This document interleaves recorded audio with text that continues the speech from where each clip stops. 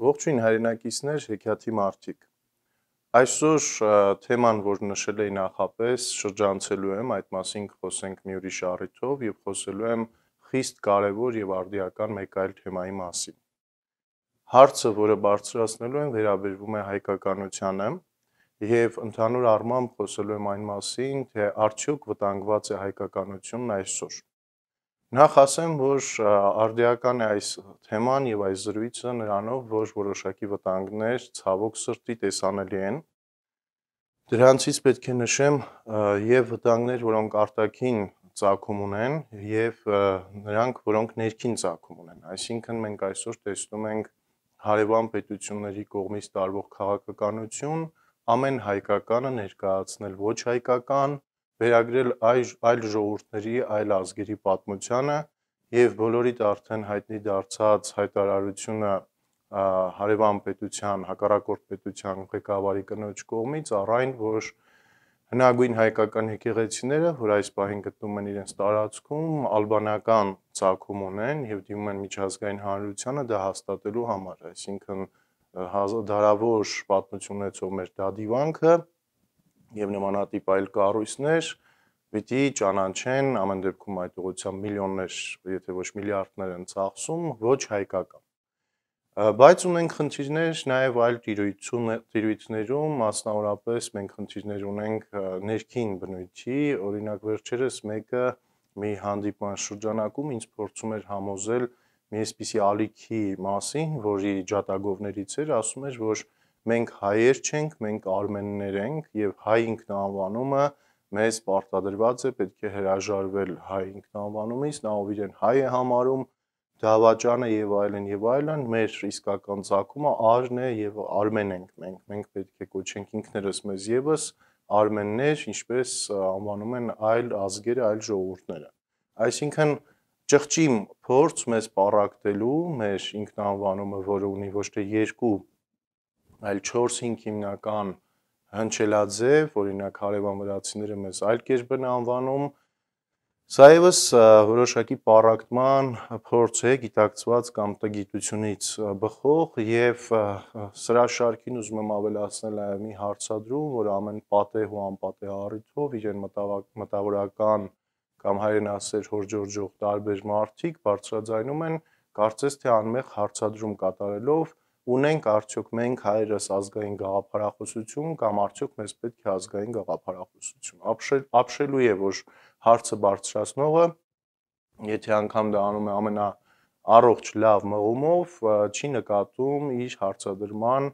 ողջ վտանգավորությունը, որովհետև դա նույնն է, թե մարդու մասին հարց տանք, ասենք ունի արդյոք այս մարդը միտք, գաղափար, ինքնագիտակցություն կամ ընդհանրապես այդ մարդը մտածելու ունակ է, թե ոչ, ազգային գաղափարախոսություն մենք ունենք եւ ողջ ցավը խնդիրը նրանում է, որ այսօր այդ հարցադրումը տալով փորձում են կասկածի տակ դնել ողջ երևույթը։ Հայկականության վտանգներ կան նաեւ այն տիրույթում, որտեղ մենք բառերը հասկանալու, բառերի իմաստները տարբերակելու, դրանց ծագումը ճանաչելու խնդիր ունենք եւ թեպետ հաղորդակցում ենք մեր մայրենի լեզվով, բայց դրանց ճանաչողությունը, բառերի ճանաչողությունը, խոսքի իրական զորությունը մի տեսակ սկսում է անեանալ, կորել, լղոզվել կոպիտ ասած եւ սա եւս խնդիրներից մեկն է։ Նկատելով այս բոլոր հարցադրումները, մի փոքր կոպիտ ուզում եմ արտահայտվել նաեւ այն մարդկանց մասին, ովքեր նույն հայրենասիրության եւ մտավորականության դրոշի տակ առավոտից իրիկուն զբաղված են ապացուցելով, որ սա կամ նա հայկական ծագում ունի, կամ որ հայերը հնագույն ազգ են եւ դա կանվանում են մտավորական կամ հայրենասիրական գործունեություն, կարծելով, որ մենք ուրիշ խնդիր չունենք ներսում կամ հայկականության հայության շրջանում եւ պետք է զբաղվել մեծ ակտիվությամբ ապացուցելով սրա նրա տատի եւ պապի հայ լինելը կամ մեր դարավոր հազարամյա ժողովուրդ լինելը։ Այնինչ իսկական մտավորականները, ինչպիսիք էին Աղայանը, Թումանյանը, Սրվանսյանցը, Կոմիտասը եւ մյուսները, լուծում էին նախ եւ առաջ կրթական խնդիրներ, որոնք վերաբերվում էին եւ երեխաներին, եւ մեծահասակներին, եւ ազգին ընդհանրապես։ Մենք այսօր ունենք տասնյակ հարյուրավոր հարցադրումներ, որոնց այդ ճակերտավոր մեր հնությունը ապացուցող մտավորականները ուղղակի կարող չեն անդրադառնալ կամ եթե կարող են ու չեն անդրադառնում, ապա մեծ հանցագործներ են։ Այդպիսի հարցադրումներից են ինչպես անենք, որ մեր ընտանիքները ամուր լինեն, ինչպես անենք, որպեսզի հայ մարդը չխաբի, ինչպես անենք, որ վախերը, սարսափներն ու տագնապները չթափանցեն մեր ժողովրդի, մեր ազգի սրտից ներս, ինչպես անենք, որ մտքի տիրույթում մեզ նետված համաշխարհային մարտահրավերներին կարողանանք դիմակայել, այսինքն բազմաթիվ ինչպեսների եւ ինչուների շարք կա, հարցեր, որոնք իրենց պատասխանն են սպասում, եւ այսօր այդ մարդիկ այդ հարցերին չեն պատասխանում, իսկ պատասխանողներն էլ չունեն եւ չեն տիրապետում խոսքի այնպիսի զորության, որպեսզի լսելի լինեն։ Եվ ելնելով վերը նշվածից, այո, այսօր ես տեսնում եմ բազմաթիվ հանգամանքներ, որոնք վտանգում են հայկականությունը հենց Հայաստանի ներսում եւ վտանգում են հայկականությունը Սփյուռքում, արտերկրում ապրող մեր հայրենակիցների մոտ։ Մասնավորապես նաեւ պիտի նշեմ, որ լուրջ աշխարհակաղակական փոփոխություններ են սպասվում, հարևանություն պիտի անենք ժողովուրդների հետ, որոնց հետ երկար տարիներ, 100 տարի եւ ավել որևէ հարևանություն չեն կարել կամ արել ենք ճակերտավոր հարևանություն եւ մարդիկ որոշակի փոփոխությունների են սպասում, բնականաբար նաեւ որոշակի ողջավորությամբ, բայց այդ փոփոխություններին իսկապես պատրաստ չեն։ Հայկականության մասին խոսելիս ուզում եմ նշել, որ հայկականությունը միայն հայոց լեզու իմանալը չէ կամ հայոց լեզվի պահպանելը չէ դրսում, այլ նաեւ իմանալ մեր պատմությունը, վերագնահատել եւ հասկանալ այդ ամեն ինչի դասերը։ Եվ իհարկե սա նշանակում է, որ այն ինչի մասին խոսում եմ, նախ եւ առաջ վերաբերում է մեծահասակներին, որովհետեւ մենք պարբերաբար խոսում ենք կրթության մասին, դպրոցում, բուհերում, եւ որ երեխաները պիտի լավ կրթվեն, բայց ամեն անգամ շրջանցում ենք կամ միտումնավոր մոռանում ենք, որ այդ երեխաներին կրթում են մեծահասակները։ Իսկ եթե այդ մեծահասակները իրենք կրթության պակաս ունեն, որոշակի գրագիտության սուր անբավարարություն ունեն, ապա ինչպես են կրթելու աճող սերունդներին։ Հետևաբար մենք նախաձեռնել ենք եւ նախաձեռնությունը նոր չէ, արդեն այդ նախաձեռնությունը ընթացքի մեջ է, նախաձեռնել ենք AIG անունը կրող հայագիտական, թարգնագիտական դպրոց կենտրոնի հիմնադրում, որը առերևույթ, այսինքն դեռևս օգտագործելով ինտերնետի հնարավորությունները գործում է ամենալայն աշխարհագրությամբ, մենք ունենք դպրոցի սաներ, ունենք հանդիպումներ, հարյուրավոր մարդիկ ներգրավված են ուսումնասիրելու հայկականությունը, առասպելաբանությունը, հեքիաթները, էպոսը, մեր ամենամաքրամաքուր ազգայինը եւ շնորհիվ ձեզ, շնորհիվ այդ մարդկանց մի փոքր խմբի, մենք այսօր ունենք նաեւ սեփական հող այդ դպրոցը վեր խոյացնելու համար։ Մի պահ փակեք ձեր աչքերը եւ պատկերացրեք, որ այդպիսի դպրոց վերջապես, դպրոց կենտրոն վերջապես կա Հայաստանի հայկական հողի վրա, եւ այդ դպրոց կենտրոնը իր շինությամբ անգամ հիշեցնում է մեր վաղ շրջանը, իհարկե ամենաժամանակակից լուծումներով կառուցված ջրի խնայողությամբ, էկոլոգիական լուծումներ,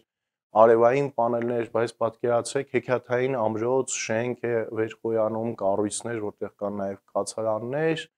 եւ այդ դպրոցը, որը դուք պատկերացնում եք, զբաղվում է մեծ աշխատանքով, հսկայական աշխատանքով, որոնցից շատերը մեր մեծերը արել, հասցրել են ինչ-որ կետի եւ դա կիսատ է մնացել եւ իր գործունեությամբ կարողանում է որոշակի սկզբունքներ, կանոններ, ընթացակարգեր սահմանել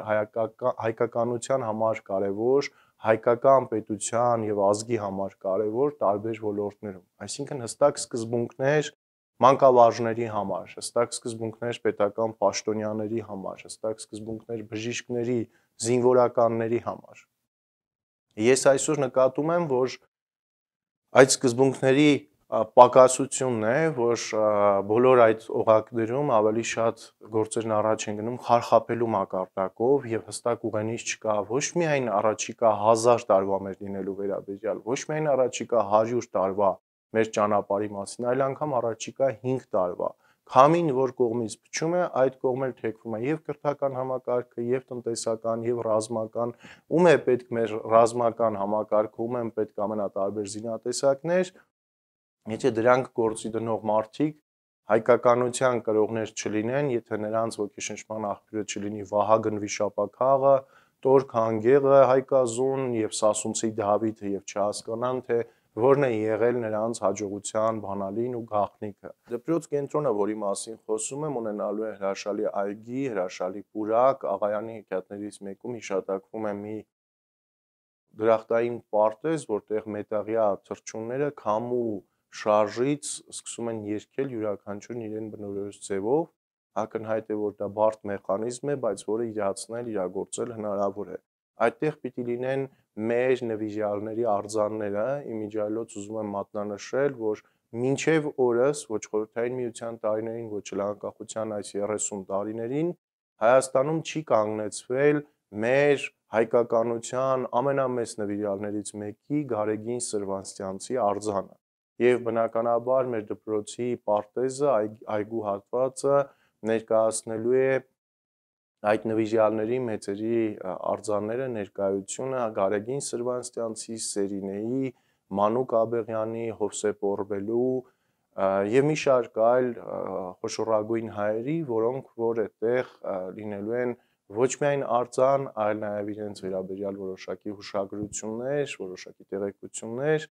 դպրոց կենտրոնի հատվածում պիտի լինի ազգային ինքնագիտակցության բարձրացման ուրեմն կառույց, որը որ զբաղվում է այս գործառույթով ամբողջ հայության շրջանում։ Մենք յուրաքանչյուր նվիրաբերած գումարը պատկերացրեք, որ դառնալու է մի քար, մի պարիսպ, մի շինություն, մի ծառ կամ մի արձան, ես ասում եմ արդեն նվիրաբերած մարդկանց մասին եւ խնդրում եմ բոլոր նրանք, ովքեր ուզում են տեսնել եւ հանգիստ լինել, որ մենք այս դժվար շրջանում ունեցանք հայագիտության, հայկականության դպրոց կենտրոն եւ պատրաստ են լինելու աջակցել միանալ այս նախագծին, անպայման պահեք ձեր նվիրատվությունների կտրոնները, հավատացնում եմ ձեզ, դրանք մոտ ապագայում լինելու են մուտքի տոմս, դուք հաստատելու եք, որ մաս եք կազմել այս կարևոր եղելությանը, որը հետագայում պիտի ունենա իր ցանցը եւ Հայաստանի մյուս հատվածներում, այսինքն մարզերում, քաղաքներում եւ նաեւ Սփյուռքում, որովհետեւ ես ուզում եմ տեսնել հայկականության ջատագովների մեր ամենատարբեր պետական հոգեվոր կառույցներում, բայց ես չեմ տեսնում։ Իսկ հայկականությունը մենակ ծեսերը չեն, մենակ որոշակի տոների առիթով ծաղիկներ դնելը կամ տոները նշելը չէ, այլ շատ ավելին է։ Քիչ անց ես երկու կարևոր մեջբերում կկատարեմ մեր խոշորագույն մտածողներից, խոշորագույն հայերից, Ղազարոս Աղայանից, բայց մինչ այդ շարունակեմ, ինչ ենք մենք անելու։ Մենք ծավալելու ենք ահռելի թարգմանչական գործունեություն։ Մենք մշակելու ենք այն սկզբունքները, որոնց մասին ասեցի, վերակենդանացնելու ենք հայկական խաղերը, ավանդույթները, այդտեղ կազմակերպելու ենք հանդիպումներ, միջոցառումներ, ամեն ծառի տակ նստած 10-15 հոգի եւ այդպես խմբերով կարդալու են մեր հեքիաթները, մեր էպոսը, առասպելաբանությունը, փորձելու են հասկանան դրանց մեջ ամփոփված կարևորագույն շերտերը։ Մենք ընդունելու ենք հյուրեր աշխարհի ամենատարբեր կետերից եւ չենք խնայելու, որպեսզի կարողանանք նաեւ հեռարձակել այդ ամենը արտերկրում ապրող հայերի համար։ Այսօր կրթական համակարգի հետ կապված պետք է նշեմ, որ դպրոցում երեխան ուսուցչից ամենակիչն է սպասում ինֆորմացիայի, որովհետև երեխան ժամանակակից աշխարհում առանց այդ էլ ծանրաբեռնված է ինֆորմացիայով, բայց մենք որոշակի իներցիայով շարունակում ենք կրթական համակարգը պատկերացնել երեխաներին ինֆորմացիա տալով, փոխանակ երեխաների մեջ ձևավորենք հատկանիշների դպրոց, եւ դա պետք է սկսել իհարկե մեծահասակներից։ Մեր դպրոցը խնդիր ունի հայկականության գործիքակազմը օգտագործելով, հայկականության մեխանիզմները, մոտեցումները օգտագործելով սերմանել որոշակի հատկանիշներ նախ մեծահասակների մեջ՝ ուշադրություն, տրամաբանություն, գիտակցվածություն, ինքնաճանաչողություն, համբերություն եւ այլն։ Ուզում եմ նաեւ նշել, որ դպրոց կենտրոնի գործունեությունը ուղղակիորեն կապված է հայ մարդու ապագայի հետ, իրենով իր բնույթով հանդիսանալու է անցյալի, ներկայի եւ ապագայի միջև մի ամուր կարևոր կամուրջ եւ ինչու եմ վստահ, որ հայ մարդու զորությամբ հրաշքով դպրոցը վեր է հառնելու, վեր է խոյանալու, որովհետեւ բարբերաբար ունեմ ձեր արձագանքները։ Իմիջիայլոց սա նաեւ հայտարարությունը յուրաքանչյուրիդ, որ բաց պետք չէ թողնել այս առիթը, վստահ լինելու, որ մենք ունենք հայկականության այդ կենտրոնը եւ եթե որոշում եք կայացնում այսօր, որտեղ ճիշտ բանը հենց այսօր է, հենց հիմա, ոչ թե վաղը մի տարի հետո մասնակից դառնալ այս բառի բուն իմաստով հրաշքին, հենց հաղորդման YouTube-յան տեսանյութի ներքևում կդնեմ անհրաժեշտ տվյալներ մեր նախագծերին միանալու համար, յուրաքանչյուրը ցանկացած չափով եւ ցանկացած ձևով, նաեւ Facebook-յան իմ էջերում, որովհետեւ Վահան Տերյանի ծննդյան հերթական ամյակն էր օրեր առաջ, գիտեք, նա մի ահռելի կարևորության նյութ է մեզ թողել, իր մտորումները, որը հոգևոր Հայաստան է կոչվում։ Նա ասում է. ինչն ենք պաշտպանում, ինչն ենք կերակրում, ինչն ենք փորձում պահել, եթե հոգևոր հայը չկա, եթե հոգևոր Հայաստանը վտանգված է, չէ՞ որ ֆիզիկական հայը, որը ունի իր մեջ հայկականություն, հայ չէ, ուղղակի մարդ է, որը որ սեփական ինքնության խնդիր ունի, եւ ֆիզիկական տարածքն էլ, որը հայերով չի բնակեցված, աշխարհագրական, դժվար է ասել Հայաստան։ Հիմա ուզում եմ կարդալ մի հատված ճիշտ այս մասին Ղազարոս Աղայանից, հետո շարունակենք զրույցը։ Ուրեմն Աղայանը նշում է. այդ երկու հիմքերի գլխավոր զանազանությունը, որ շոշափելի կերպով մարդու աչքի է դիպչում, այն է, որ առաջինը խոստանում է հայից շինել մարդ, իսկ երկրորդը ոչ միայն մարդ, այլև հայ, այսինքն հայ մարդ։ Հայի ներկա վիճակն այնպիսին է, որ առաջինին հասնելու համար խոստանվում է երջանկություն, իսկ երկրորդին հասնելու համար ոչինչ։ Առաջին նպատակին դիմում է հայը առանց գիտակցության, բնազդողության թելադրությամբ,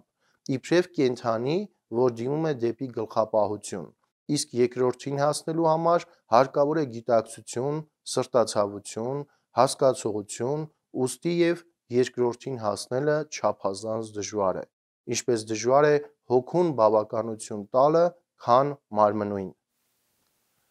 Փաստորեն Աղայանը նշում է, որ մենք խնդիր ունենք եւ այս խնդիրը իր արդիականությունը չի կորցրել մարդ լինելու, մարդուն բնորոշ բոլոր հատկանիշներով եւ հայ լինելու։ Եթե կա մարդ լինելու ձգտումը, որը գոյապահպանական իր տեսակը պահելու, այսինքն բնազդային մակարդակում է, ինչպես նշվեց, ապա հայ լինելու համար ջանքեր են հարկավոր, հայ լինելու համար պետք է մեծ ինքնաճանաչողություն եւ քայլ ընդառաջ դեպի հայկականությունը։ Ինչ պետք է մենք անենք։ Տալ, ամենակարևորը, այն գանձերը, այն նվիրականը, որ մեզ փոխանցել են։ Այդ ամեն ինչը դարձնել հասու հայ մարդուն աշխարհի որ կետում էլ լինի, այդ ամեն ինչը դարձնել կիրառական, այդ ամեն ինչը վերածել այսօր արդիական գործիքների, որպեսզի բոլոր ոլորտներում կյանքի մենք ունենանք նպատակ, ծրագիր եւ ամեն անպատե առիթով չհարցնենք մեկս մյուսին, արդյոք ունենք ազգային գաղափարախոսություն, ինչպես կարող ենք չունենալ կամ ինչպես կարող ենք չունենալ եւ ինչպես կարող են այս խոշորագույն դեմքերը գործել առանց ազգային գաղափարախոսության, կլիներ արդյոք վերնատուն, կլիներ ահռելի այն աշխատանք, որ սարեր ու ձորեր ընկած անում էր Գարեգին Սրվանսյանցը, Հովսեփ Օրբելին, որ մոմի լույսի տակ աչքերը քորացնելով գրում էր հայկականության մասին խոշորագույն վերլուծություններ եւ նյութեր, չէր լինի։ Եվ ազգային գաղափարախոսությունը մեզ մոտ սկսվում է այն շրջանից, երբ առաջին գլոբալիզացիայի փորձը աշխարհում տիտանյան բելի կողմից ձեռնարկված հերթական մարտահրավերն էր նետել հայությանը, որովհետև ասվում է, որ աշխարհի բոլոր ժողովուրդները, բոլոր ազգերը բելի կարգավիճակը, բելի գերակայությունը ընդունել էին եւ բելը դարձել էր աշխարհի տիրակալ, աշխարհակալ եւ իր թրիտակով անցկացրել էր բոլորին, մնացել էր հայկը, որին եւս փորձում էր ենթարկեցնել իրեն, դարձնել մեկ լեզու, Բաբելոնի աշտարակաշինության ձեզ հայտնի պատմությունը։ Եվ սա պատմականորեն առաջին հաջողված փորձն է տապալել ինքնությունը ազգերի ջնջելու այդ խոշորագույն փորձը, որովհետև բելին հաղթած հայկը պատմության մեջ դա մեկ նետ էր, աղեղ էր, թե մեկ նիզակ, վերագնահատման կարիք ունի։ Հայկի արձակած մեկ նետի աղեղի զորությունը, որը բելին տապալեց գետնին, մխրճեց, ծակեց ամբողջ այդ զրահը, իրականում իր մեջ կրում էր 300 հայերի արձակած նետի զորություն, որովհետև հայկի կոչին արձագանքել էին 300 լավագույն մարտիկներ, 300 լավագույն հայեր եւ մեկ մարմնի պես գործում էին բելի դեմ, որի բերած զորքը թեպետ աշխարհի 4 կողմերից էր, բայց չգիտեին հանուն ինչի են կռվում եւ զորով էին, այսպես ասած, զորով էին եկել հայկի դեմ կռիվ տալու։ Ուրեմն մեկ արձակված նետ, մեկ աղեղ, մեկ նիզակի հարված, որը իր մեջ խտացնում է 300 հոգու ուժը, միասնականությունը եւ անդավաճան նվիրումը։ Այսօր 300 հոգին բավական է ամբողջ հայության շրջանում, որպեսզի մենք կարողանանք զարթոնքի դարաշրջան թևակողել։ Արդյոք ես կարևորում եմ զենքի արտադրությունը, արդյոք ես կարևորում եմ բժշկությունը, туриզմը, մնացածը, իհարկե կարևորում եմ, բայց ես գիտեմ, որ առանց Տերյանի նշած հոգևոր Հայաստանի, առանց Աղայանի նշած հայ մարդու, առանց մաքրամաքուր հայկականության, այս բոլորը լինելու են ջանքեր, որ մենք անելու ենք եւ վայրի ավազներն ու քամիները գան սրբեն տանեն։ Մեր ինքնագիտակցությունը, մեր ինքնաճանաչողությունը այսօր ամենակարևոր ուշադրությանն է արժանի, որին պետությունը բնականաբար անհրաժեշտ հոգացություն չի ցուցաբերում եւ չէր էլ ցուցաբերում վերջին տարիներին։ Եթե հակառակը լիներ, նույն Աղայանի, նույն մեր մյուս մեծերի աշխատանքը կամ Սրվանսյանցի արձանը հուշարձանը, ինչպես նշեցի, մենք կտեսնեինք, մենք մեր վրա կզգայինք եւ ամեն առիթով այդ հարցադրումները չէինք ունենա։ Արդյոք ես պատրաստ եմ տալ ամենակարևորը, որպեսզի այս գործը կյանքի կոչվի, իմ էներգիան, իմ ջանքը, իմ միջոցը, իմ ժամանակն ու նվիրումը։ Իհարկե, արդյոք ես հավատում եմ, որ այդ դպրոցը, հայագիտական այդ դպրոցը, ծագող արևի պես դպրոց կենտրոնը լինելու է, կանգուն է լինելու եւ գործելու է ֆանտաստիկ, անհավանական արդյունավետությամբ։ Իհարկե հավատում։ Արդյոք ես գիտեմ, որ ձեզանից յուրաքանչյուրը իր էներգիան, իր նվիրումը, իր միջոցը, իր ոգևորությունը փոխանցելու է այս գործին։ Իհարկե, որովհետև հնարավոր չէ լինի ոչ այս զրույցների շարքը, ոչ մեր հաջողված արդեն իսկ նախագծերը, ոչ դպրոցը իր հրաշալի հողով, դա բավական մեծ հողակտոր է, ծառերով 200-ից ավել պտղատու 12000 քառակուսի մետր ավելիով մենք ունենք այդպիսի հրաշալի հնարավորություն։ Այսինքն փաստացի մենք արդեն իսկ ունենք ահռելի հնարավորություններ կյանքի կոչելու մեր նվիրյալների բոլոր թողած աշխատանքները ավարտելու ծրագիրը եւ հայկականությունը մի բան է, որ պիտի դառնա հիմք բոլոր աշխարհի հայերին միավորելու մեկ գաղափարի, մեկ նպատակի շուրջ հայկականության, հայագիտության միջոցով մենք պետք է կարողանանք առողջացնել մարդկանց հոգեվոր, ոգեղեն, մարմնական, նյութական վիճակը։ Այսինքն այո, ինչ որ առումով բոլոր նրանք, ովքեր կապված են լինելու այս դպրոցի կայացման հետ, պիտի իմանան, որ ուղիղ հաղորդակցության մեջ են, սկսած անձնական, ընտանեկան խորհրդատվությունից, դասընթացներից, վերջացրած մեծ մասշտաբի միջոցառումներով, որոնք կրելու են սեմինարների, կոնֆերանսների, փառատոնների, մենք հեքիաթային փառատոն կյանքի կոչելու գաղափար ունենք, որը կոչվելու է 7 օր 7 գիշեր, եւ չեմ շտապում մանրամասնել, որովհետեւ դպրոցը ոտքի կանգնեցնելը այս պահին մեր գերխնդիրն է։ Դպրոց իմիջիայլոց, որը ունենալու է անհավանական հետաքրքիր յուրահատուկ գրադարան, աշխարհի բոլոր ծայրերից հավաքված հայագիտական նյութ, հայկականության վերաբերյալ ամենաանհավանական նյութերը, անգամ եթե մեկ կարևոր հիշատակություն ունենք, այդ աղբյուրը այնտեղ պիտի լինի։ Մենք դպրոցում ունենալու ենք ջրհոր, որի միջոցով մարդիկ կարողանալու են իջնել ստորգետնյա մի հետաքրքիր միջավայր, ինչպես մեր հեքիաթներում են, այնտեղ որոշակի աշխատանք եւ բացահայտումներ կատարելու համար։ Եվ ամենակարևորը մեթոդիկան, մոտեցումները դպրոցի կրթությունից մինչև բուհական, պետական ապարատից մինչև, չգիտեմ, միջազգային հարաբերություններ, մենք ունենք այդ հիմունքները, բայց ցավոք սրտի որոշակի արհեստական պատ կա հայ մարդու եւ իրեն իսկ պատկանող գանձերի միջև։ Ինչպես Սասունցի Դավիթը չգիտեր, որ Մեհերի գանձարան կա, ծովասար կա, Քուրկիկ Ջալալիև թուրք էծակի կա, այսօր էլ հայերը գիտեն, որ մենք ինչ ունենք։ Եվ մի քիչ էլ ադրբեջանցիները կհամոզեն իրենց քարոզչությամբ, որ Երևանը Երևան չի կոչվել, Սևանը Սևան չի կոչվել, մեր քաղաքներն ու գյուղերը ընդհանրապես հայկական անվանումներ չեն ունեցել, եւ մենք էլ այստեղ եկվորներ ենք կամ անտուն եւ անտեր ինչ որ վայրենիներ։ Իհարկե այս ամեն ինչին հակադարձող ուժ կա, եւ թեպետ ես խոսում եմ վտանգված հայկականության մասին, բայց հայկականությունը վտանգված չէ իրականում այնքան ժամանակ, քանի դեռ իմ խոսքերը հասնում են ձեր սրտին, քանի դեռ աշխարհի որևէ կետում հայկականության մասին լսելիս դուք հասկանում եք, որ դա ոչ թե ճոռոմ խոսելն է, այլ պրակտիկ, գործունյա, արդյունավետ մեխանիզմներ, բանալիներ, որոնք մեր կյանքը, մեր ուժը որակապես կարող են փոխել։ Եթե նվիրյալները նվիրել են իրենց ամեն ինչը, որպեսզի մենք այսօր ունենանք այն գանձերը, որոնցից մի հատված հիմա կկարդամ, մենք էլ պիտի նվիրենք մեր ժամանակից, մեր էներգիայից, որպեսզի այդ զարթոնքը նոր ոսկեդարը ունենանք։ Հիմա կարդամ մի փոքր հատված Աղայանից, նորից, որտեղ նշվում է կրթական մի բացառիկ մոտեցում, որը ցավոք սրտի ներդրված չէ եւ կարող է ներդրվել հայկականության ամենատարբեր ոլորտներում։ Երանի կլիներ, որ մարմնավարժական դաստիարակությունը մեր հայոց աշխարհին որդոց մեջ եւս մտներ, որում շատ հարկավորություն ունենք, ոչ թե եվրոպացոց հետևելով, այլ մեր նախնյաց դաստիարակության ամենամեծ առարկան լինելուն համար։ Ջութազն Վահագնի վիշապներու հետ կռվելը, Արշական Իզակով կոթողներ ծակելը, Հայկազյան Տորքա ըղունկներով քարեր փորելը եւ Սյավ ծովին մեջ ահագին քարեր նետելով ալեկոծություն անելը, մեծին տրթադա երևելին հատակությունները, վարազդատան հետաձգությունը, վազելը եւ ցատկելը, հզոր եւ արի աշոտ երկաթին հաստ երկաթյա գավազանի ծռելը, Հավնունի ապլխարիբ զորապետին մի սրի հարվածով երկաթե դռներ կոտրելը,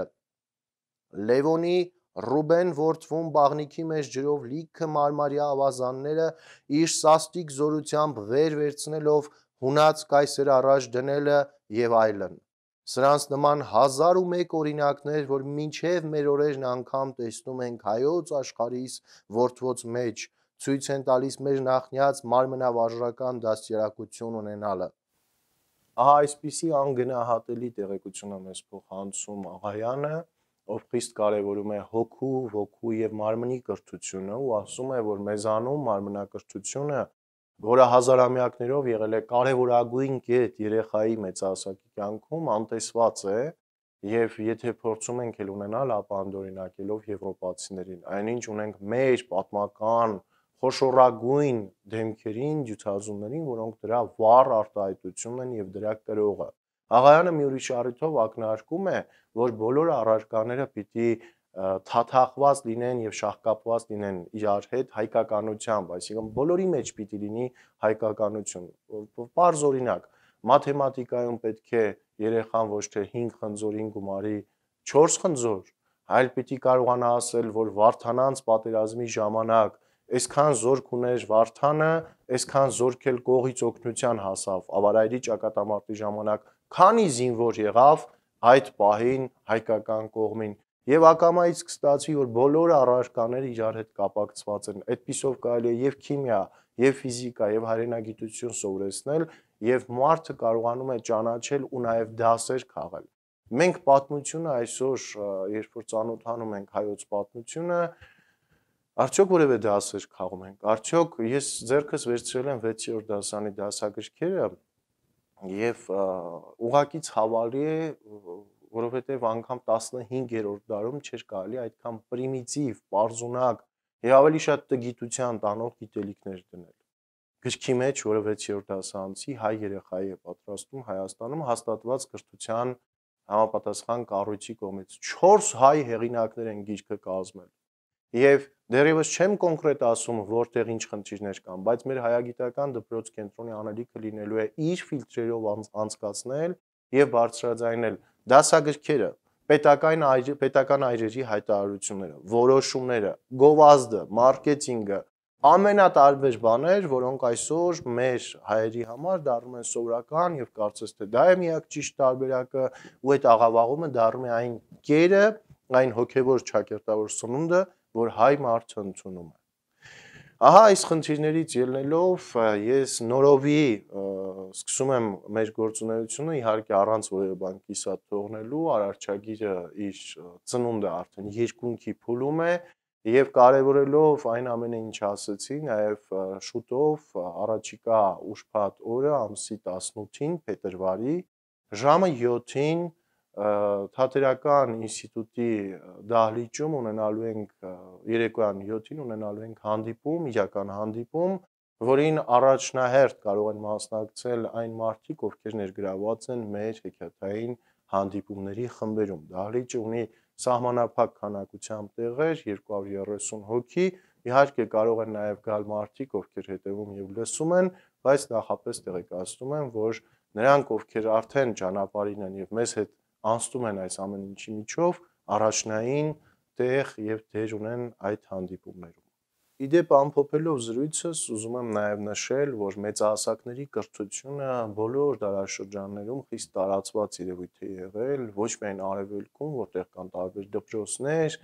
եղբայրությունների անվան տակ արհեստակցական կամ արվեստի վերաբերվող խմբերի ներսում, այլ նաև Արևմուտքում, եւ մենք ունեցել ենք խոշորագույն հայեր, ովքեր իրենք նախաձեռնել են մեծահասակների դպրոց ու կրթություն, որովհետև մի տեսակ մեղքը ուրիշի վրա բարդել է ստացվում, ամեն անգամ ասել երեխաներն են մեր ապագան, երեխաների կրթությունը պիտի որակյալ լինի,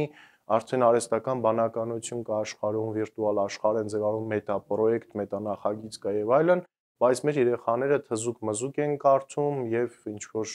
նմանատիպ բաներ, որոնք որ ոչ միայն ոչինչ չեն տալիս, այլև երեխայի միտքը ճկուն եւ բավական բարձր իջեցնում են հնարավոր նվազագույն աստիճանի։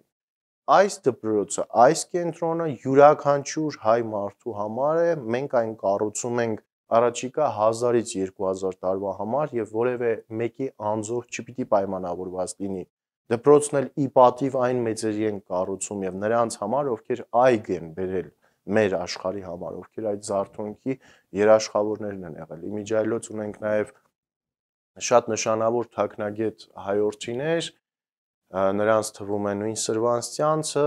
ահռելի տեղեկատվությամբ նրանց թվում է Սերինեն, նրանց թվում է Գեորգի Գյուրջիևը հայազգի, նրանց թվում է Թորգոմ Սարադարյանը, Մուամմար Ֆաթիմի թվացյալ ոչ հայկական անվան տակ իրականում հայ է եգիպտական ծագում ունեցող իր թաքնագիտական աշխատությամբ, թերևս շատերին ոչ այնքան հայտնի, եւ այս ամենը կենտրոնացնելով հիմա արդեն վիրտուալ տիրույթում գործելով անցնում ենք ֆիզիկապես մեր տարածք ունենալուն, վերականգնելու համար նույն նետաձգությունը Հայկ Նահապետի սերունդներն ենք, բայց ի՞նչն է խանգարում, որ նետաձգությունը մեծահասակից մինչև երեխա լինի կրթության մաս, շախմատը մտավ դպրոցներ ուրախալի է, մենք պիտի ունենանք նետաձգություն եւ իմիջիայլոց դպրոցը նաեւ լինելու է ինքնաբավ, որովհետեւ խիստ ազգային բնույթի արտադրանք ենք տալու մեր կարողացածի սահմաններում, դա կլինի միրգը, պտուղը, այնտեղ վերք ու բարիք կա, չիրը, հյութը, գինին, նաև գորգագործության պարագայում գորգեր պատրաստի խիստ հայկական մոտիվներով, կավի որոշակի աշխատանքներ, փայտի, արհեստը եւ արվեստը մարդուն կերտելու ամենակարևորագույն միջոցներից են, այսինքն դպրոցում տեսություն չի լինելու է անընդհատ աշխատանք, այգին խնամելուց մինչև արվեստ եւ արհեստ։ Ահա այս ամբողջական պատկերացումները ուզում եմ տալ, որովհետև մարտի 1-ից մեր տարածքում գտնվող վարձակալ անձը դուրս է գալիս եւ մենք այնտեղ պիտի ունենանք անվտանգություն, ունենանք պարիսպներ, ունենանք հայկական ցեղատեսակի գամփրշներ, ես ինքս էլ կգուցե այնտեղ պահակություն անեմ կամ մի հրաշալի այգեկորս պահակ ունենանք այնտեղ, այս բոլորը ասում եմ նրա համար, եթե որևէ առաջարկներ կունենաք, բացենք նաեւ դրանց համար։ Բայց ամփոփելով իսկապես ավարտելով խոսքս ուզում եմ ասել հետեւյալը. հենց այսօր, հենց հիմա է ժամանակը քայլ անելու դեպի հայկականությունը եւ դա դուք գիտակցում եք հրաշալի, քան որևէ մեկը, որովհետեւ հետևում եք այս զրույցներին։ Վերնատունը սկսեց գործել ամենաճիշտ ժամանակին եւ դա ցեղասպանության նախօրեին էր։ Պարտադիր չէ, որ հիմա ցեղասպանության նախօրեում մենք ապրենք, բայց որ հայկականության հանդեպ հայկականության նկատմամբ ակնհայտ վտանգներ կան եւ պետք է հակազդող որևէ կառույց, որևէ զորություն, մարդկանց խումբ, այն 300 հոգին, ովքեր մեկ նետի հարվածի մեջ դրել են իրենց ամբողջ ուժը, դա ակնհայտ է եւ անքննելի։ Այսքան այսօր։ Ողջ մնացեք։